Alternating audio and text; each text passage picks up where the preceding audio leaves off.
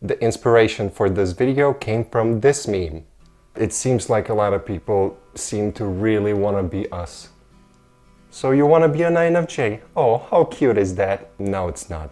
You know what? I never understood why would anybody want to be INFj, being an INFj myself. Why would you want to be an INFj? But now I understand why. I totally get why would somebody really want to be an INFj. Being an INFj is the most amazing thing ever because there's nothing better than wanting to socialize and then go into a party and after like 5 minutes realizing that you do not want to socialize anymore. And then you realize that you only have 2 hours and 55 minutes left of your most favorite thing in this world. And what is it? Small talk, shallow questions, stupid questions, and preferably rude questions. So do you have a girlfriend, a wife, a partner, a spouse? Where are you from? Like really from? Your other half, your soulmate, your twin flame, triplet flame, quadruplet flame? What's your IQ? Your sugar, your honey, your stevia, your condensed milk? Or maybe you have a 0-calorie sugar substitute instead?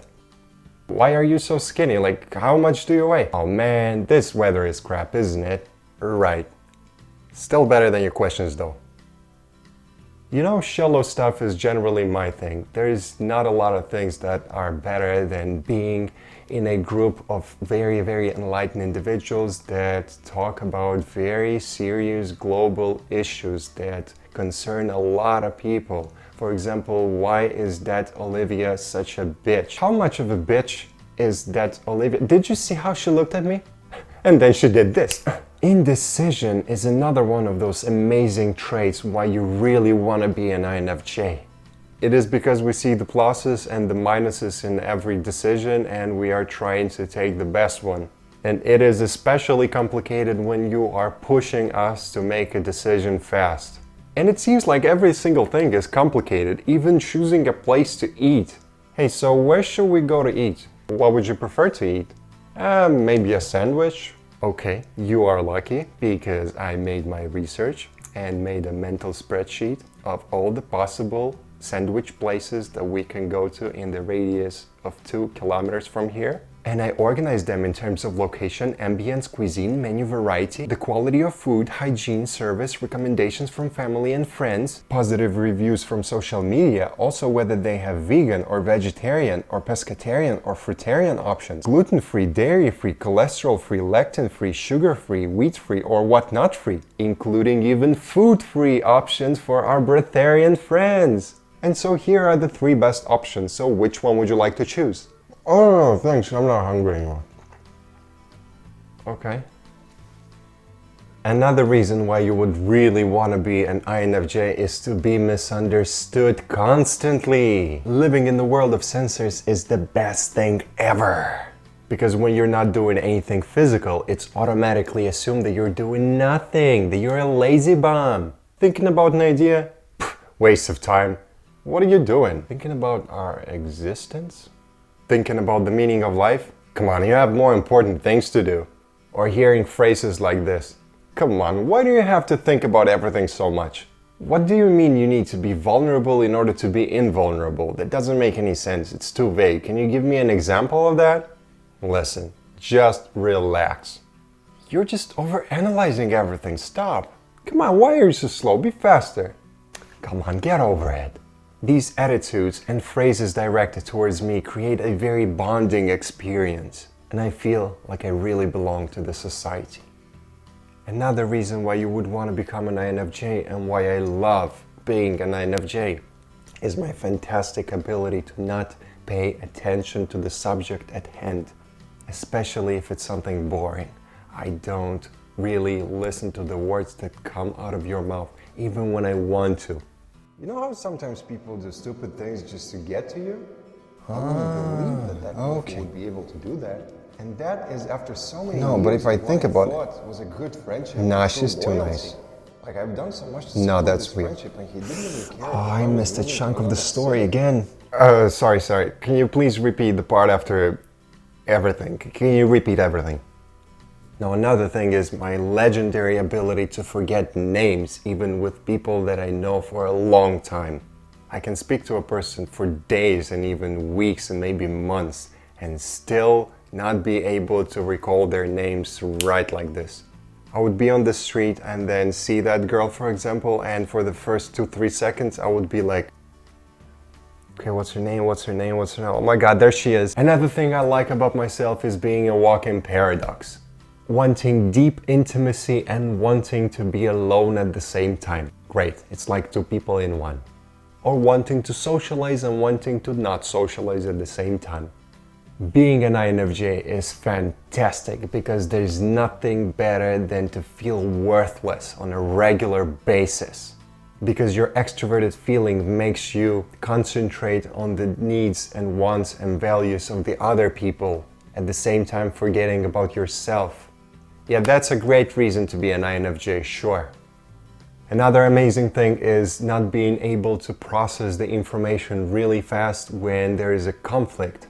And so people might be saying something bad to us and we are understanding everything that they are saying, but we are just shaded with this emotional charge so much that we are not able to process it appropriately and fast enough. While other types can easily do it. Nice. And that leads me to the next point, because when we have conflicts, this is something that influences us so deeply that right now we cannot concentrate on anything else other than dealing with this emotional charge. And we're dealing with it right now. Right now, at the same moment that we're speaking to you. And that means we cannot concentrate on our conversation with you. Something that makes you really want to be an INFJ. Another amazing thing about us INFJs is our inferior extroverted sensing.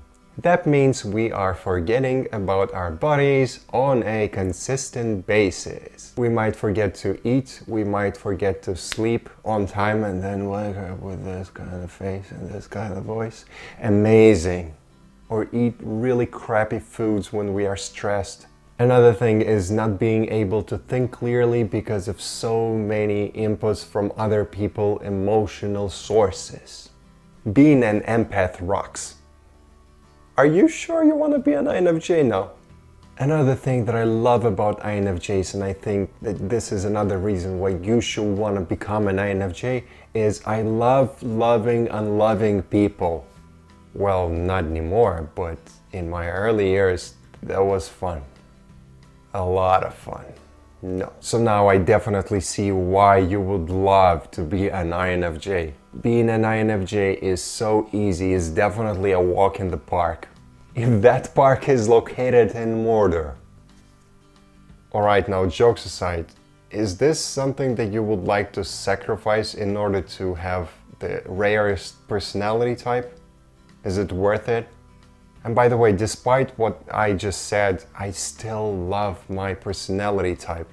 And I would not change it for anything else. You know, I remember the first time I discovered that I was an INFJ, I was, quite happy, but not because, oh, look, finally, the people can see that I am amazing, or I am a genius, or I'm such a rare person, because 1 in 200 males are INFJs. Wow. As if that's what's really important. I really think that there's no superior or inferior MBTI type. Every single type can be just as awesome as useless. Including INFJs. We are not special snowflakes, no.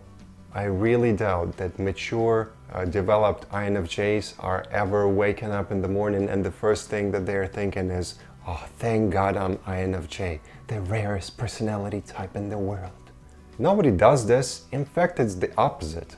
Very often we are not feeling our own feelings. Very often we are focused so much on the feelings of other people that we are forgetting about ourselves, about our own feelings, about our own values. And that causes us to not know ourselves, to have no idea who we actually are. So as you can see, it's not that easy. It's not always a fountain of emotions or rainbows everywhere or unicorns or what? No, it's sometimes, and actually oftentimes, something really tragic, something really dramatic and traumatic. something that can leave a pretty deep scar or trauma in you. And then when I hear that people really want to be an INFJ because it's rare, well, this is kind of short-sighted. Short-sighted because you don't see the full spectrum of all the things that you are going to get yourself into if you are an INFJ. The thing is, the majority of us know that our life is very tough.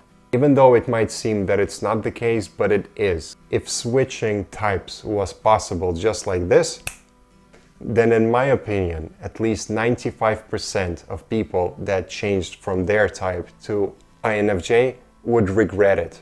There's a reason why a lot of INFJs say that their type is a curse. In order to become a well-developed, mature INFJ, you have to go through a lot of suffering first.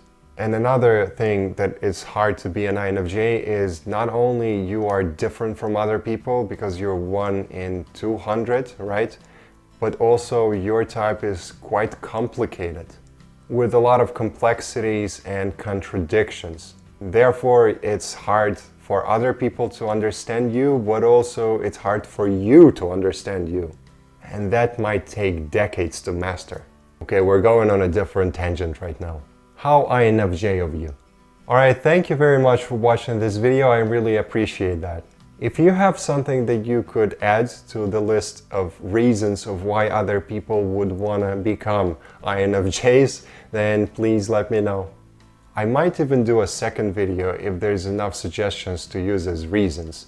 But really, to all the people that want to be an INFJ for the wrong reason of being rare or a special snowflake, no, just study us and then you're gonna see that you don't want to be one of us. Now, if you found value in this video or you found this video informative or interesting, then please give it a like and consider subscribing for more videos like this. Also, if you know somebody who would want to be an INFJ, but you are trying to tell them that it's not a good idea, then you can share this video with him or her. And if you have any questions or suggestions, please let me know in the comment section below. Thank you very much and see you next time.